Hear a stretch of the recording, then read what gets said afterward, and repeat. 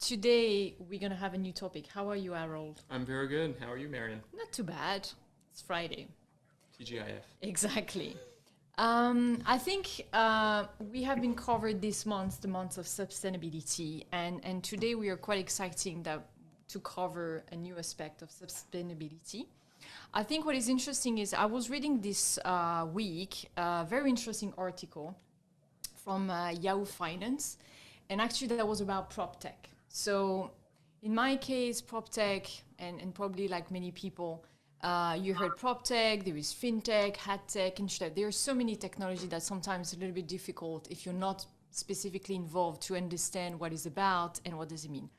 Interestingly is when I was reading this article, I discovered that it's about the real estate industry, and of course, but what it was interesting is that this industry took a bit of time compared to other sectors or activities to really invest into technology and startup. And what is interesting is at the moment is what was this article was explaining is that they are now putting a lot of effort in catching up financial services, like for instance with FinTech and InsurTech.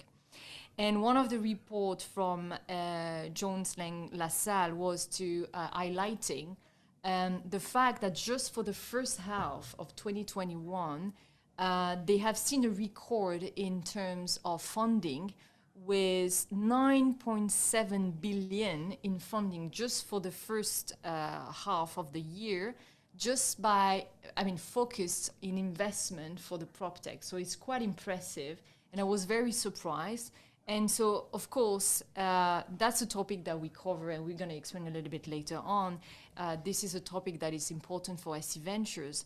The other number that I remember by reading this article was the number of startups is within 10 years, actually, they have multiplied by 4 the number of startups, which is quite impressive. Now they have something like 8,000 PropTech companies, I was very impressed. We talk many times about FinTech because maybe we are a bank and it sounds obvious, but I was very, very impressed. And so my takeaway and conclusion from that article is that a lot of things happening. There is a boom at the moment related to that industry and the PropTech. And automatically, this is also something that is interesting for us because it makes sense when we talked about sustainability.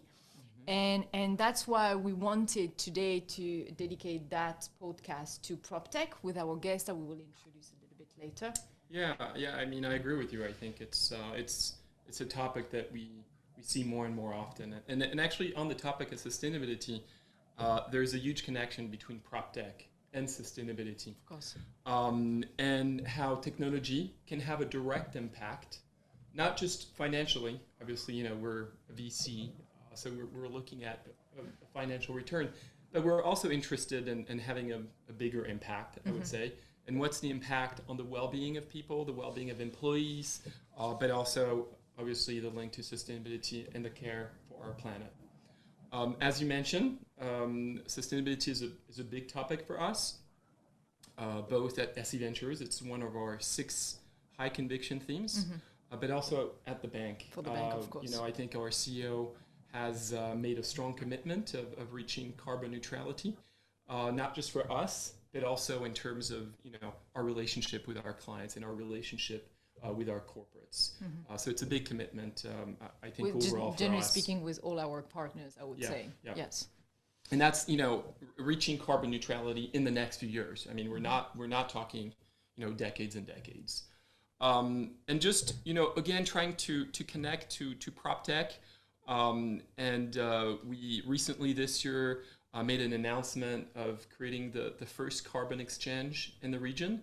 And that carbon exchange will enable technology components so that companies, institutions will be able to trade carbon credits that are authenticated through satellite connections, through blockchain technology. And that is quite unique. And maybe for PropTech, what that means is if you're able to save enough energy, you'll be able to trade these points on such a platform. So we're going to talk about a few things like that. I think For today, we have a few guests. So let me introduce a few of them, I guess. Maybe we can talk and first link to a challenge we recently had on the FinTech Bridge. Do you want to talk a little bit about that? Yes, you're right. So we have, as you know, today it's a FinTech Bridge podcast, live podcast. And what is important is we have this platform where with the objective is to connect startup investors, corporates around, let's say, problem. It is how it is, a problem, and how to find technology, etc.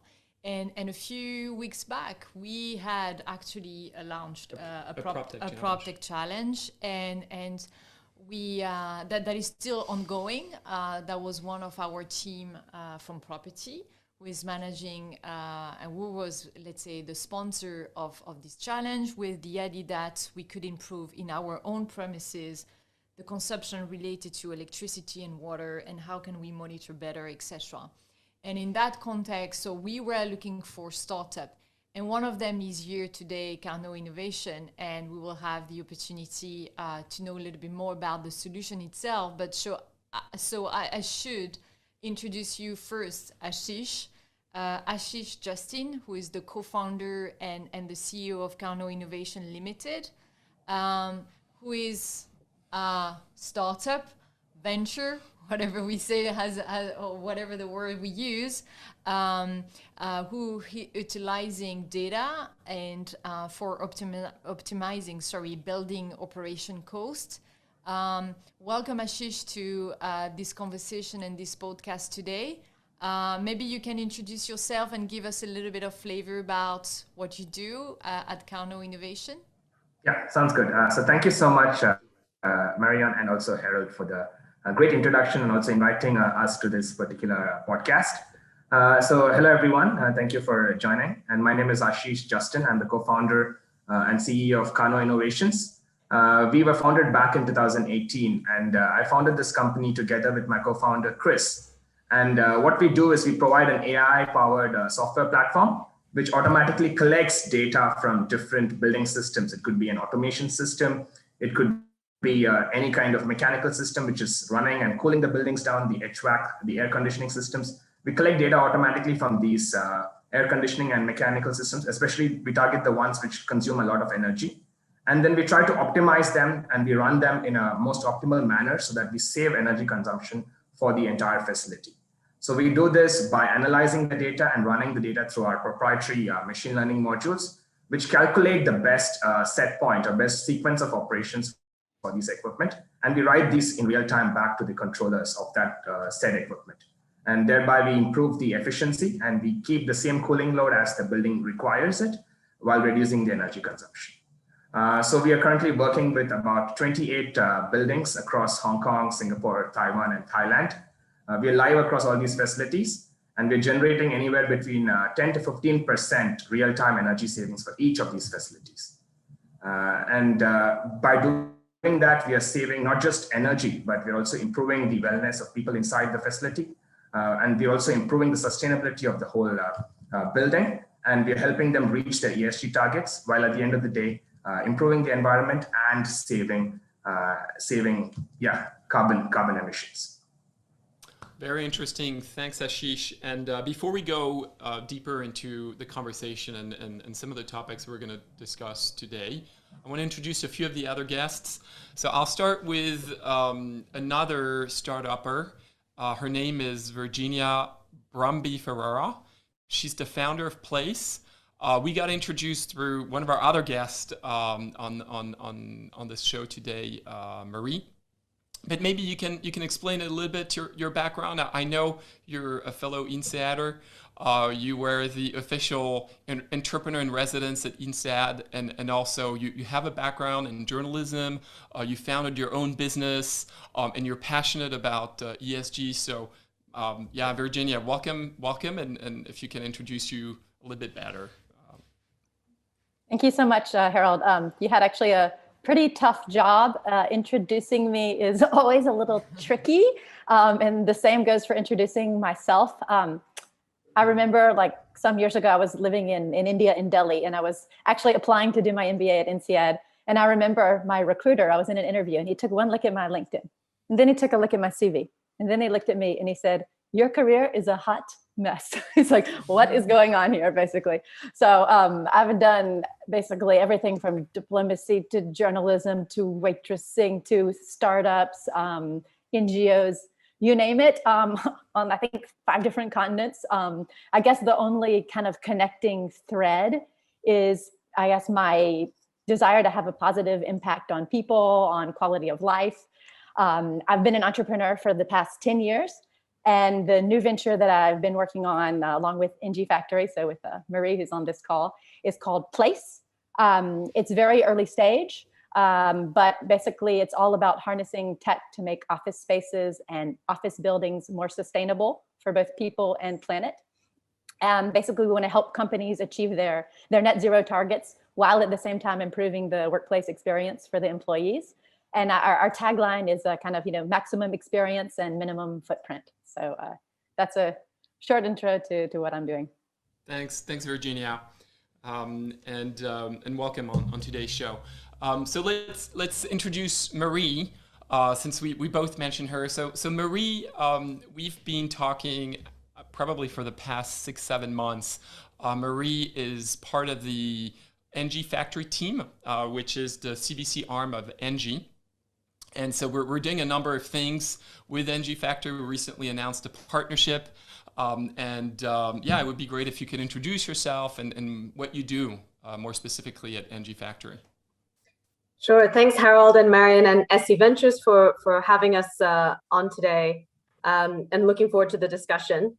So as you mentioned, I lead the venture build program at Engie Factory. For those of you who don't know Engie, it's a French utilities company. We're actually the largest private generator of electricity in the world. And Engie made a decision in about 2015 to become a leader in net zero and carbon neutrality. So that meant, for example, divesting all of our coal assets, and also starting to support our customers and our clients in their own decarbonization journeys. At Factory, we're the venture arm of Engie, and we primarily work with talented entrepreneurs such as Virginia to launch completely new companies that accelerate the transition to zero, so net zero.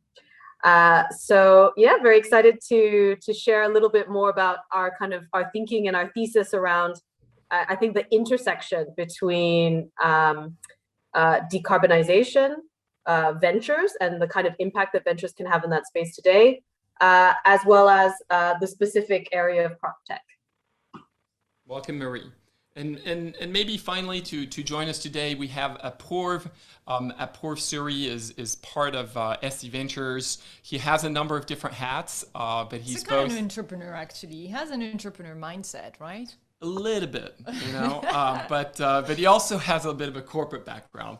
But so Apurv works actually with me and probably a little bit with you as well. With me too. And he's both on. But why don't we let him introduce himself, right? Okay. Well, how about you do that, Apurv? I actually wanted you guys to keep going. I was curious what you. Before I say something wrong, go ahead. Hi. Thanks, Harald, Marie, and Marion, and the rest of the panelists for this discussion today. I'm Apurv. My background, I joined the bank 8 years ago in New York. I've been a corporate banker for quite some time, and I won't bore you with the details, but I was in sort of the transaction banking space across product, across a bit of business planning management and sales. 3.5 years ago, I moved to SC Ventures, and that's where a lot of my sort of unlearning and relearning happened. And I feel privileged that I was able to do that at an earlier stage of my career. And my focus since then has been on various different streams, as Harald and Marion mentioned, which included sort of initially building out our venture building sort of machinery. We had, I remember, 4 ventures, and now we're up to 30. So how do we support that? And over the last 1.5 to 2 years, I've increasingly been focusing on developing joint ventures with clients, which I'll get into a little bit later. So that's a little bit of me. I wish I had the background you did, Virginia. Mine's a lot more boring. Be careful what you wish for. Well, that's great. But maybe we can go into more specifically about today's topic, Marion. Yes. So as I mentioned a little bit earlier, it's about PropTech, just in case you didn't get it. Yes, PropTech, and maybe to start really jumping into the conversation, maybe I have a few questions, a little bit like generic question, but I think that would be a good start. So we talked about PropTech, we talked about the real estate industry, but if in the audience we have some people who not really clear about what is PropTech and what does it mean concretely, if you have to give one sentence to these people in the audience so that they understand better what is a PropTech and they could explain to somebody else, what would you say? Who wants to start? I think we should give it to maybe like at school. Virginia or Ashish, since this is really your area.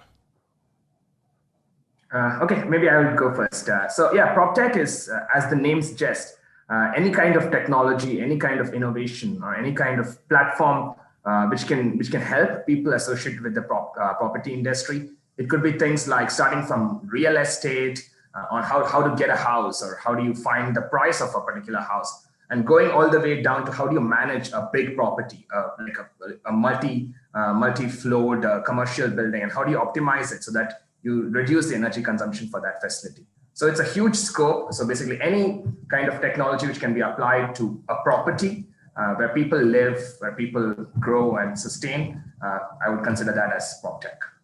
Okay, great. Virginia, did you want to compliment a little bit with your part? So I want to compliment Ashish for actually describing PropTech.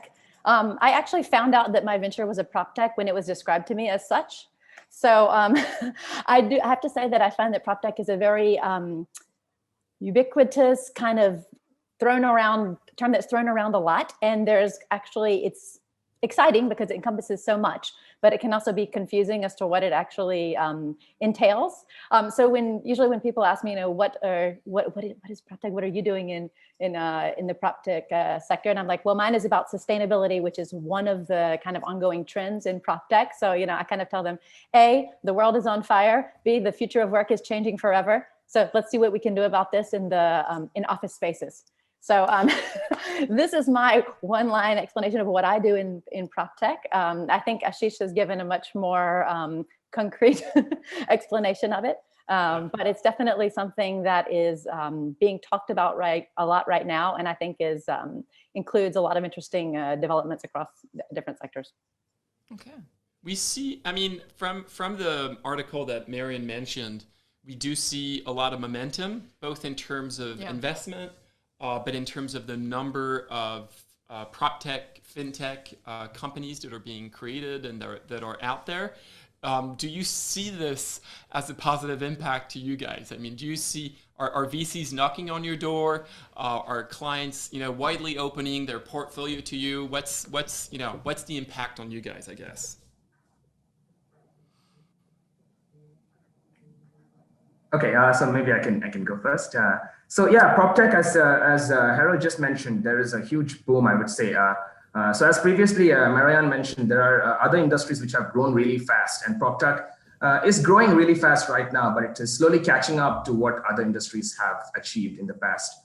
So recently we have seen with the availability of other technologies, things like blockchain, machine learning, AI, and IoT devices, and these things have become really affordable and really easy to use as well for different applications. And now we see these things come into the PropTech space as well. So you can see a lot of companies come inside PropTech where they build IoT devices for monitoring carbon dioxide emissions inside the space, or monitoring temperatures of different spaces inside buildings. And we also see different other kinds of startups coming up who are using the blockchain technology together with PropTech.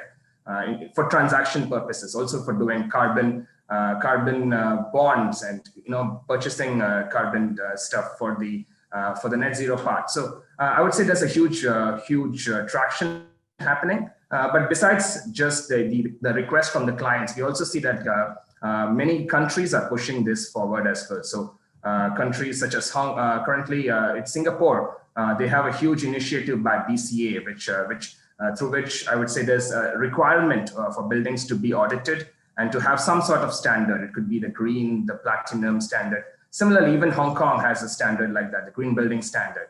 And when people achieve these particular standards, they're given initiatives. So they can either build more floors on top, or they can also have tax initiatives, which are pushing property developers to actually incorporate this and getting these standards set up in their buildings, and which is helping push this industry to another level. And so can we say, maybe to summarize that, let's say regulation or maybe some standard that have been brought maybe by government, plus the fact that now some technology are maybe a little bit more accessible, that those two facts, if I have to say this way, or element of context, has enabled the boom of this PropTech and real estate industry investing in those technology? True. And I also see that people like large corporations right now, especially the corporations which have multiple facilities and buildings, they're much more conscious about the impact they have, the carbon impact they have towards the surroundings. So that's another thing which is also pushing PropTech, because they're actively looking for solutions through which they can reduce their carbon footprint as well as their carbon emissions. So it's a combination of all the three things, the government, the technology, as well as the drive from the corporates itself to do something to reduce their impact towards the environment. Mm-hmm. And according to all of you, based on what you see and what you know, and with this technology and how this technology, let's say, help and support the progress, where do you think, where do you see the future related to PropTech? What is your bet?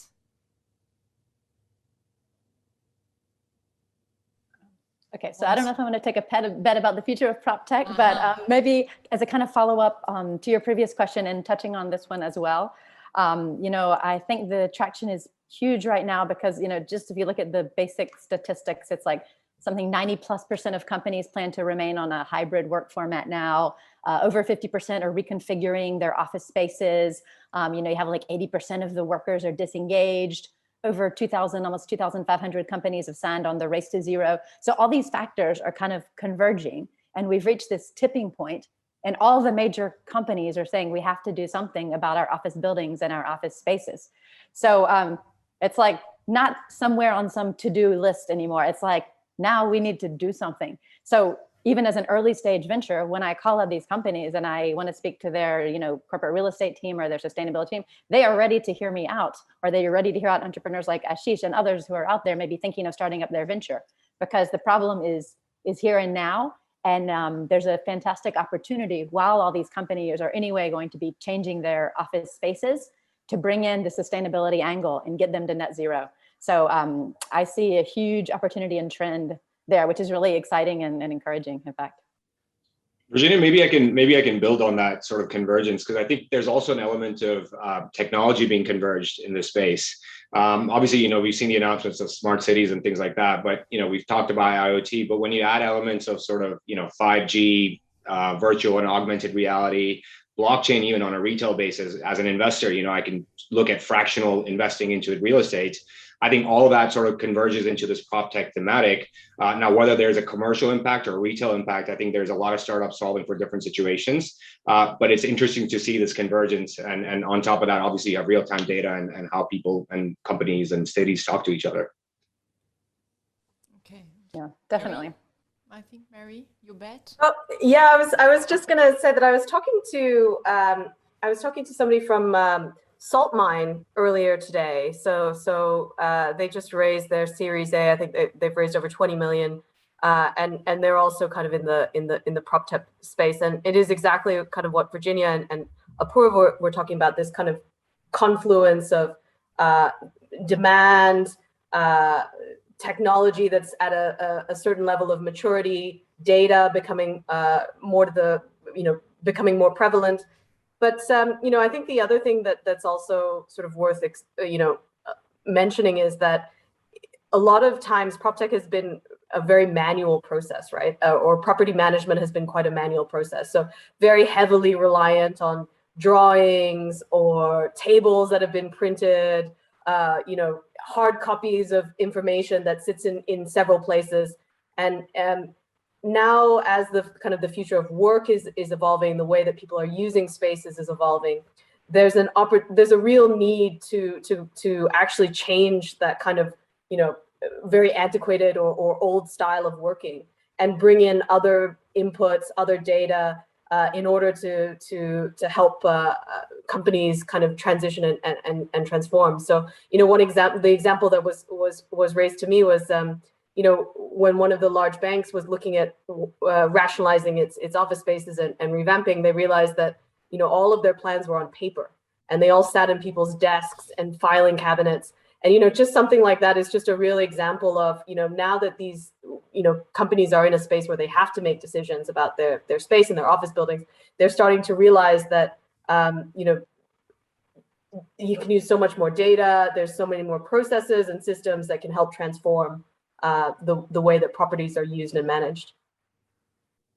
Yeah, and that's actually a really interesting point, because I would say both at SCV and maybe at Engie Factory, we would not necessarily look at PropTech separately, but we've recently decided to get in a partnership together.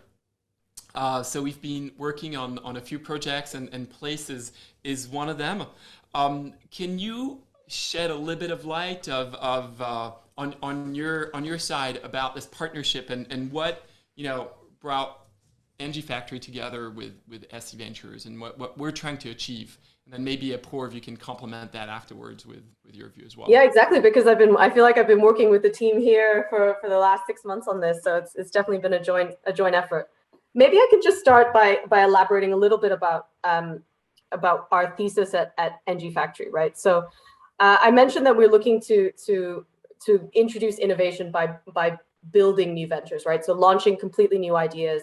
And the rationale behind that is that we realize that the energy transition and decarbonization more broadly is quite a technical space. And even there are a lot of entrepreneurs such as Virginia out there that are interested in making an impact, but we can often provide some sort of skills and expertise in helping and pointing them in the right direction, you know, kind of saying that these are challenges that are worth solving. And specifically what we're looking for is businesses that have the potential to be billion-dollar businesses, so using exactly that kind of venture lens, and have the ability to abate 100 megatons of carbon at scale. So we call them 0.1 gigaton companies. And then the value that Engie brings to this is a lot of the technical expertise, a lot of the technical knowledge, you know, being able to leverage our existing customer networks and partners. But, you know, when we started to look at this space, one of the things that we realized early on is that there's only so much that we're going to be able to build, or only certain types of companies that we're going to be able to build if we work just on our own. And, you know, through our conversations with yourself, and then, you know, the work that we've been doing, I think, you know, to build an ecosystem of corporate venture builders, each of which also brings their own expertise, skill sets, technology, partners. What we realized is that, you know, there's a lot of opportunity to collaborate, right, in different ways. Collaborate in terms of helping to generate opportunities and bringing different perspectives at the ideation stage, the opportunity to partner and co-build ventures together. So we're also co-building a venture together where, you know, there's a really strong added value from both parties. So the one that we're building together is Sustain Atom, which is sustainably linked supply chain finance or finance mechanism. So clearly, you know, the skill sets of both organizations is very obvious. And then there's also opportunities where, you know, there's potential for us to be advisors, first customers, proving grounds, test beds for each other's ventures, which is what we're similarly doing with Place. And, you know, who knows where that might evolve, right? That may evolve into a co-build as well. But, you know, I think that's really the power of not just doing corporate venture building alone, but doing corporate venture building in a community and with really strong partners, such as the one that we, you know, the partnership that we built with SC Ventures.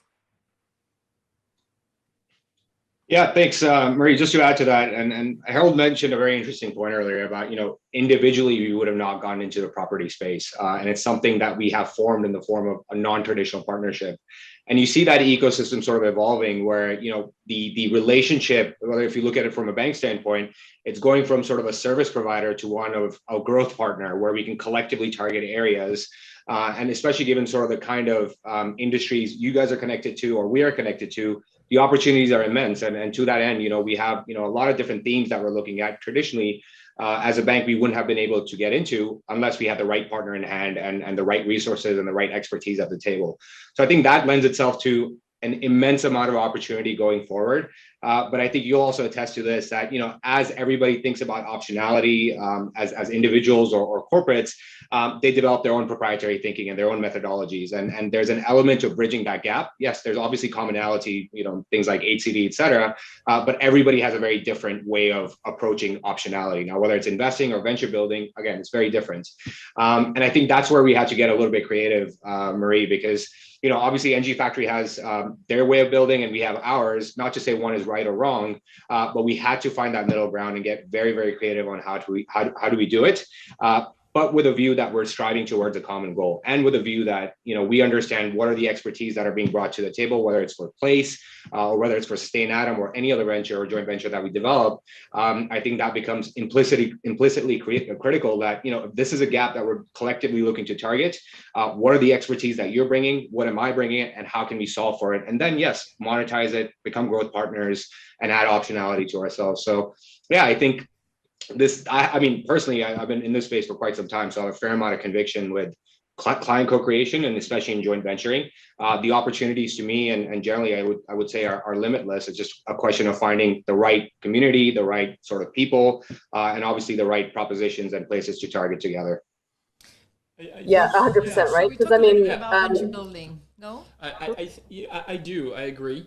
I think what we've talked about is about the corporate environment, about the startup environment. But I think one of the things you mentioned to me a little bit earlier was also the regulators and so forth. So I think you had a question around that. Yes, and it's maybe not only for Mary, but also for the other ones. It depends who wants to take the question for the regulation. One of the question is, so of course there is regulation also for the real estate industry. There is no reason you don't have it, right? All about policies, green building, and my question is, what is the one thing that government, based on what you have seen, based on in a different region, not only in Asia, by the way, so what are the one across the world that needs to encourage, or according to you, what is the one that encourages the most an implementation, that will be effective for all about green building measures? Yeah, I mean, I'll just jump in with my view on this, and I think the the single biggest thing that governments and Singapore, I think, does a great job of this. Other markets like Australia are super forward looking in it, right? But basically introducing incentives and penalties for to basically green buildings, right? So there's so much that can be done around retrofitting of buildings. A lot of it isn't done because the payback period or the capex required is extensive. So creating the right kind of incentives and then also sort of penalties for buildings that don't meet certain standards, I think is probably the easiest thing that governments can do, and many have already started. But I think the flavor that I would maybe add to this is that the climate change is such a pressing concern, right? Buildings are 9.9 gigatons of carbon a year. Construction industry 3.7 gigatons of carbon a year. So I think every time somebody asks me a question about regulation, my response is always that we don't have to wait for regulation to change in order to influence change. And I think what the industry really needs is business models that are aligned to what stakeholders and what customers really want to pay money for.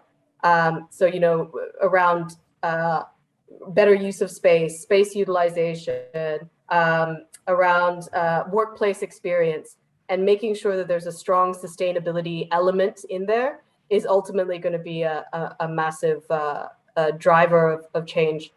I'm just going to throw like one more stat out there. So in APAC, it's estimated in the next, I think it's 5 or 10 years, that there's going to be 1.3 billion square foot of additional commercial real estate being built, right? Over half of the construction of office buildings happens in the region, right? So it's absolutely essential that Asia kind of maybe leapfrogs some of the slower pace of innovation, and there's absolutely the opportunity to do so. The opportunity to go straight to green is really present here. You talked about the region, you talked about Singapore, about Australia. I think, Ashish, you have some first-hand experience with Hong Kong as well, and maybe even China. So what has been your experience in terms of some of the regulations there? Do you see a movement towards green building? And is it something, to Marie's point, it needs to be driven by the corporate, which I fully embrace, but at some point you also need governments and regulators to be on board. What's your take on that side? Yeah, I think it's very similar to what Mary mentioned as well. So there has been a push from the corporate side to reduce climate change, but governments are also taking action. So Singapore has taken a leap forward. I think it's one of the first few nations in APAC to push for a really regulated way of monitoring energy as well as reducing energy consumption for commercial buildings. But following Singapore, I also see a lot of other places, like Hong Kong is currently doing it. So one of the examples is we have BEAM protocol in Hong Kong, where you have to do energy audits for a building which is above a certain size and has been in operation for, say, 10 years or more. Without doing that, can you explain BEAM? Because I don't know if everyone knows what BEAM means. Can you explain what BEAM means and stands for? Yes. So BEAM is basically a government body in Hong Kong, which strives to reduce energy consumption for buildings and benchmark energy performance for different facilities. So they have different levels of ratings which they give to buildings, through which you can tell whether there's a benchmark or how the facility has been performing. So the government is pushing through these different kind of measures. And in Hong Kong recently, we also have EMST, which is the Electrical and Mechanical Services Department, which is pushing for retro commissioning of buildings. So retro commissioning is basically a process where you monitor the building really closely through technology or just doing a site visit and site audit. And by using that particular information which you have observed, then you do some kind of fine tuning on how the buildings operate to reduce its energy consumption on a day-to-day basis. So Hong Kong has been pushing quite a lot for retro commissioning as well, and we see that this is happening, and this is something which governments locally as well as abroad, even outside Asia, has been pushing for. Yeah. So thank you for these details about Hong Kong and the regulation. So I think one of the sentence I think Mary just said, and I capture, is that we don't need to wait for the regulation, which I quite like it. And I think also just before Apurv was mentioning about the importance of co-creating, and you were mentioning the partnership, I think it will be also relevant because not everybody knows what is SC Venture, what we do in terms of venture building, that we just share a little bit more with the audience. What does it mean? Not everybody knows? Not yet. Okay. That's why we are here, right? So you're going to explain a little bit more, right? What do we do? And how can we, maybe there are some partners who have some initiative maybe around sustainability, but other theme, right? Yeah. Well, I think, we look at venture building as creating optionality outside of the bank and creating new business models that we potentially could not do internally and all by ourselves. So I think, we look at very early stage idea, and we provide the right level of resource, the right capabilities, the right methodologies, obviously a little bit of funding as well. And sometimes we partner with other industry experts who want to embark with us on that journey. So, and then we have different phases, from incubation all the way to commercialization. But that's the idea, innovate, scale, fund, and provide optionality outside of the bank and provide new business models. So that's what we do. I think as Apurv mentioned, we started a few years ago. We only had 4 ventures. Now we have 30 ventures in our portfolio, and growing every month. So that's what we do. And I think the ones that we're doing with Engie Factory are around sustainability, and specifically around efficiency and whether it's on supply chain or whether it's around PropTech. So maybe we can talk a little bit about place, because we haven't had really a chance to understand in more details what you do, Virginia. It would be great if you could explain. So what is place about? And I think we came across because you first approached the property group of SC Bank. But yeah, I mean, how did you approach them, and with what proposition exactly? So yeah, actually it came through contact in SC Ventures, actually Alex, and then I got introduced to the property group. And, we just got into some really interesting conversations with a number of colleagues in that group, Dennis, Darren, Jennifer, Nishi, I could name many that have been super helpful, Scott. And they were just, really open about how SCB really wants to kind of like be a leader in this field. Not only in sustainability, but also in future of work. And you guys have very bold strategies to kind of transform office spaces. I kind of feel like what I'm hearing is this COVID is just a wake-up call, right? So forward-thinking companies like you guys are transforming everything. So it's not just about changing the spaces themselves. It's a whole change in strategy. It's like a paradigm shift, right? So before we woke up and we went to the office because that's what we had to do. And now we know that isn't necessarily true. So suddenly, the office has to justify its existence. The office has to become like a destination with a purpose, right? If you ask companies across industries, they would tell you the same. I spoke with the Google head of HR, and he told me, hey, now at our offices, it's going to be less ping pong, more purpose, right? So you hear this across the board, that suddenly we need to change the office space, and the pressure for offices to be not only places that are productive, that are collaborative, that are places of connection, but also they have to be sustainable. And this pressure is coming not just from the C-suite or the board or whoever, it's coming from the investors, it's coming from the consumers, it's coming from the employees themselves. If your office is not a comfortable, productive, interesting, attractive, sustainable place to be, you won't go. So I think this is like kind of places what we're trying to address is how can we make the office space, as I said, more sustainable for both people and planet, because in the end, your office can be, sustainable and good lighting and have, whatever the newest tech. And if the people don't want to go there, that's not sustainable either. I'm going to ask you a little bit like the devil advocate question. So Go ahead. if I think about sustainability, immediately I'm going to talk about saving energy and water consumption into a building. Is there something else? Is there other things to do? Which type of technology I may found if today I have to build my PropTech company? So, I mean, obviously the things you're mentioning are extremely important. But I think the newest thing will also be to measure what exactly are people doing at the office? What is their purpose in going there? What brings them there? Are they going there to see that colleague? Are they going there because they want to collaborate? Are they going there to do deep work? Are they going there to socialize? So if we know what they're going there to do, then we can make sure that the office is fit for purpose. So then the utilization is much higher. Then the efficiency can also be much higher. Like, let's say I go to the office because I want to connect with colleagues. So I need to go on days when other colleagues will be there in the spaces where those colleagues will be. And it's very easy to create tools that will enable that. So I think there's a kind of convergence to be found between the social aspect and the sustainability, and actually they go hand in hand. So that's where place is looking to go. If I'm not wrong, last time we have a similar conversation. I think that was also about if the idea is to bring people to the office, that we needed also potentially to provide them additional services to make them, visit the office, let's say this way, or stay longer.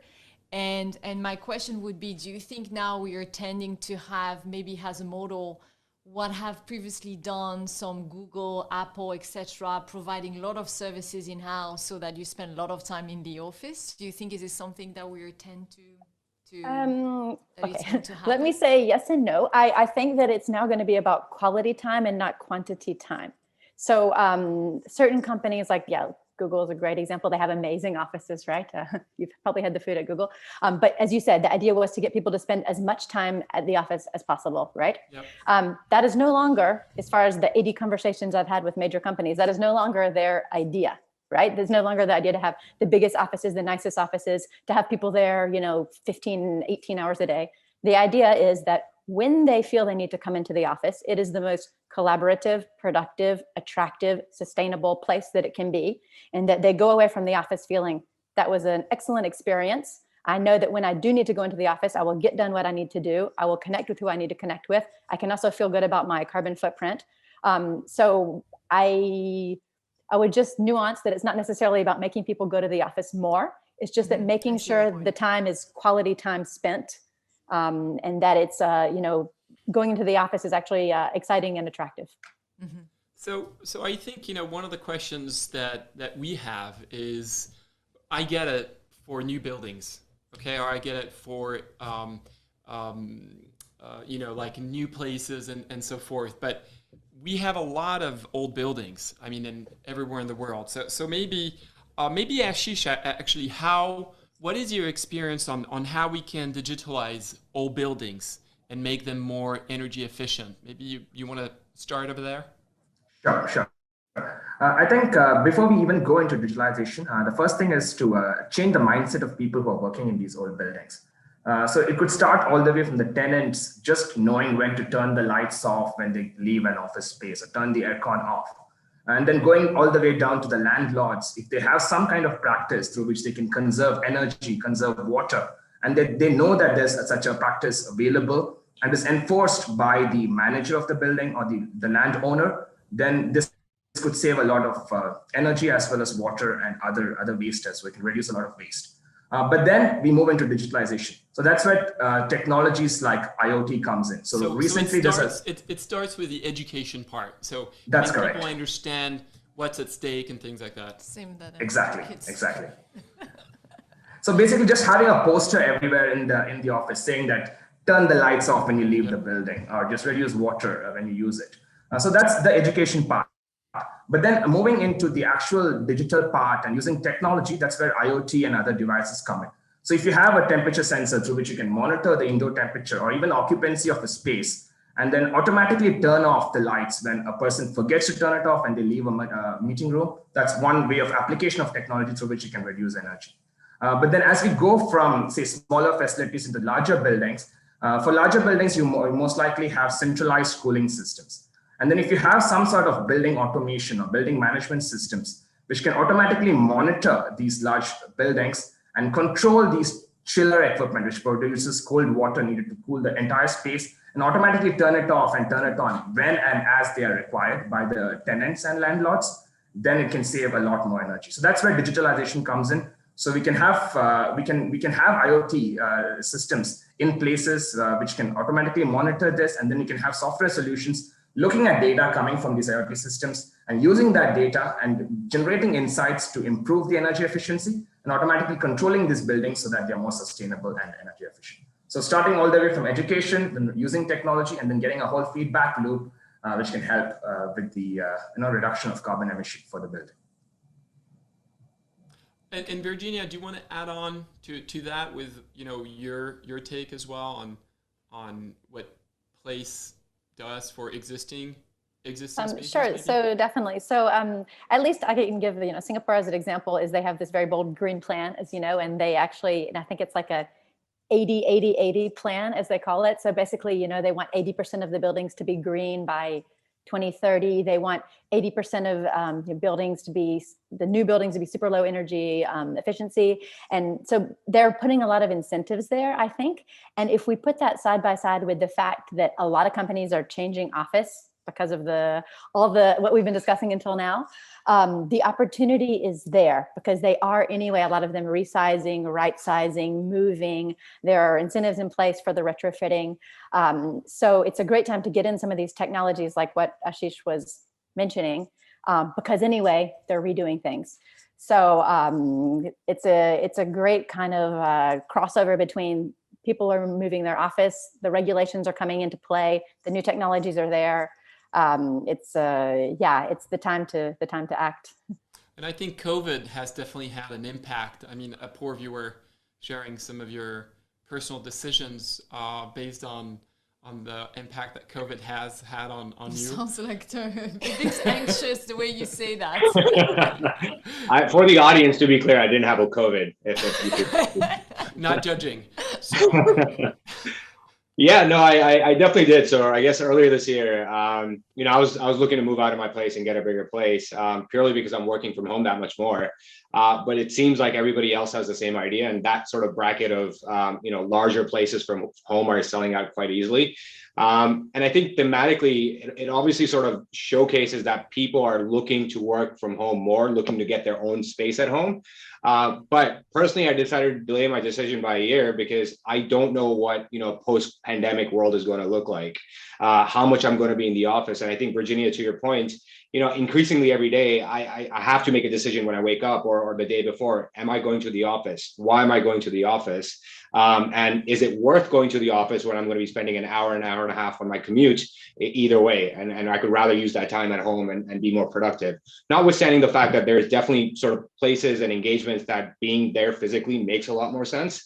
And that's something, I think most people keep in mind as they plan their weeks, plan their days.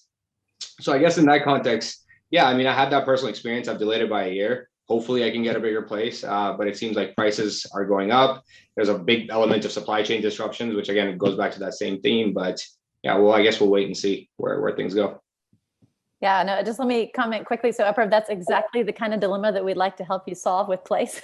That when you wake up in the morning, is it worth my while to go to the office? Because that makes, it's more efficient for you, it's more efficient for the office, and better productivity and collaboration all around. So yeah, thank you. Absolutely, absolutely. Yeah, I mean, today as well. There are sometimes awkward situations where I'm not planning to be in the office, or I am in the office. And you ask the people you're collaborating with, where are you? And there's always that awkward moment that, oh, I'm at home. And there's an element of guilt there, still, at least for me. But I know maybe that's just a me thing and not a general thing. No, it's not only you. Okay. I mean, Marion and I, we were discussing earlier, and I think we can see the benefit from a business perspective to a landlord, potentially even for tenants on the optimization, etc. But from a business perspective, when you're a VC, I guess, or when you're a big corporation sponsoring companies like that, how do we evaluate the monetization of such businesses? Because it takes a while before some of these startups are going to show any revenue. So Marie, I'd be interested in your perspective on that as well, which is what's in it, I would say from a strategy perspective at Engie, and then at Engie Factory. Yeah, I mean, look, Engie, I think our revenue is like 60 billion a year, right? So if the stake that's in Virginia's company, for example, goes from what we've invested and we get a 5x return on it, it's not even going to be a footnote, in our annual statements, right?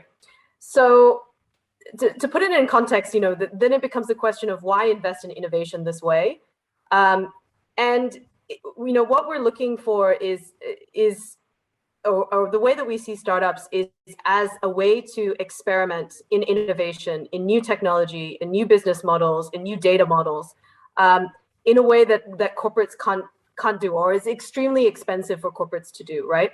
And we see, I guess, the corporate version of investing in early stage startups is actually risk sharing, right?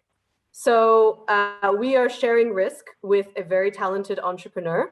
We both believe that this has potential, which is why we invest in the venture. And because of our investment, both of us have the potential to see upside. I would say Factory generally takes minority stakes in our ventures. So, we want our entrepreneurs to be incentivized and to work for, a much more significant upside than we see. And, ultimately, if this is a very successful venture and it takes off, then there's many potentials. If it's very strategically aligned to Engie's core business, then Engie always has the potential to acquire it. We don't put any restrictive terms on our entrepreneurs or on our ventures, but that's always, I think, in everyone's back of the mind, right? If this works out the way that we think it, is this a potential to acquire the business? And then secondly, all of our ventures have this energy transition component, which means that, for example, with Virginia's startup Place, the intention is to offset all of the carbon that is not addressed through energy efficiency mechanisms. So what does, there's the first step with offset is on-site solar. The second is local renewable energy certificates. Then it's regional renewable energy certificates, and then it's offsets. And that entire value chain that I described is services that Engie provides to its customers. So Place could potentially be a massive aggregator of demand for renewable energy or carbon offsets.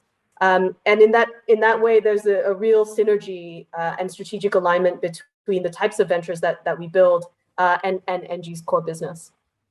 Mm-hmm. And maybe, I would let's ask the startup, I guess, what they're expecting from big corporations or CVCs or VCs like us. I mean, is it, mostly funding, or is it also maybe, yeah. What is the advice? Yeah. What is advice for us? Ashish, do you want to answer that, or do you want me to go ahead? Okay, I can also answer that. Yes, we've been also working together with a lot of big startups in Hong Kong. So we have a partner called JEC through whom we are expanding our deployments. It's a Jardine Engineering Corporation. And one of the key things is that in addition to the funding which the large startups, large companies can offer, then second thing is the network. So they have a ton of buildings where we can actually try out our innovative solutions and then see if it actually works out and get feedback from their operational staff and use that feedback to fine tune and redevelop our product and then go deploy it to other places or other things. So it's not just the funding. Funding is one thing which is important, but the most important thing is getting the network to a place like a place where we can try out our solution, get feedback, and then fine tune it and grow. Yeah. Great. Yeah, I would agree with that. I think if you have a good idea, especially in this space, you will get funding. So of course the money is always interesting and important, but to me, the key is kind of the expertise behind it, the kind of early support, and as she says, ability to, tie in with partnerships like the one that you guys have to kind of get early traction and give you the confidence to go ahead with something to identify the problem statement more quickly. So yeah, it really is an accelerator in every sense of the word. Great. I think we have two questions from the audience before we close. Yeah, let's quickly, because I'm going to be, the topic is so passionate. Everybody's super passionate. We are overrunning, but let's ask at least one of these questions. I think, maybe very quickly for Apurv, people want to understand better the partnership model and how we collaborate. So if you can very quickly tackle that aspect, how we collaborate with Engie Factory and what's our partnership model? Sure. So I guess I'll start with the partnership first. There are very different models that we have, and implicit in it is sort of the understanding and the appreciation that you need to be flexible when working with other corporates or clients or whatever have you. Their co-creation or joint venturing can start bottom up. So you start with a problem statement, with a thematic, you bring in the right people and you build that out. And in a sense, by doing that, you're kind of de-risking yourself, but you're also bringing in the right people to sort of grow that proposition out. And then there's other types of models where obviously, somebody might already have something in play. And that's where you go in and say, well, we see what you have, but we think we can bring X to the table. And by bringing X to the table, we could 10X, 20X, 30X this proposition. And that in itself obviously requires a lot of negotiation on, what you think your valuation is, what we think it is, compared to sort of a blue sky co-creation where nothing's really been created or it's free money. So I think, the point there is that you have to be flexible. And I could go on with the different types of models that we have. Engie Factory obviously being more on sort of the blue sky side of things. Obviously, with nothing has been built, but there's been a bit of a hypothesis that's been built up, and that's really how we're approaching clients, with obviously flexibility and creativity in mind. And I'm sure Marie can attest to that last part. Okay, great. All right. Yeah, I think the last question, Ashish has addressed a little bit about the cost of digitalization, but probably we can do that offline. Just conscious of time, I think we have to, I think it's time to wrapping up for today's session. I'm so sad already. Me too, Okay. me too. I'm sure also the same for, they're smiling. I don't know what does it mean. I'm not sure. I don't know. But So we have to remind also. the FinTech Bridge. Absolutely. So for people who are not aware of what it's about, we have an amazing platform called SC Venture FinTech Bridge. That's where we got connected to Ashish. Correct. Right? Yeah. Correct. And we try as much as possible every time during our podcast to invite one of our members.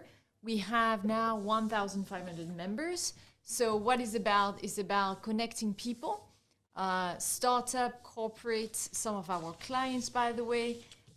Also, all the different community builder that we call expert could be like investors, accelerator, startup association. So if you're one of them and you're not yet on the platform, you need to go.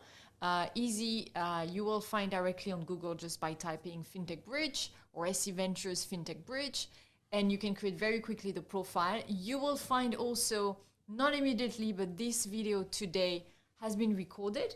And so if people want to have a look or miss maybe the beginning of the session, they will find that on the platform. And also this is the last podcast of our sustainability months. We already have one previously. So all this content, article, blogs, and video will be on the platform and are already on the platform, most of them, except the one of today, not yet. What else I can say? What's next month? DeFi. Okay. Yes, we have actually already started the months because we have already some content article that have been posted, and we're gonna have also 2 other podcasts, but we cannot say yet what it's about. They have to stay tuned, but it will be about DeFi. Sounds good. We have to think. I think we have to thank everyone today. Thanks guys for joining. Thanks for your energy. We've had a few questions, so that's okay.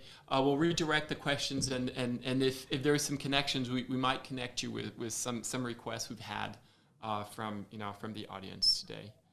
But yeah, thanks Marie, thanks Virginia, thanks Ashish, thanks Apurv for joining and for this live session. And also people who don't see on the screen, you all so we much. have to say thank you to Vanessa and Mariah who help us to make it happen this session today. So absolutely. Thanks all. Have a nice weekend. Thanks for Thank you so having much. us. Yeah, Thank thanks you. for listening. Thank you. Happy Friday.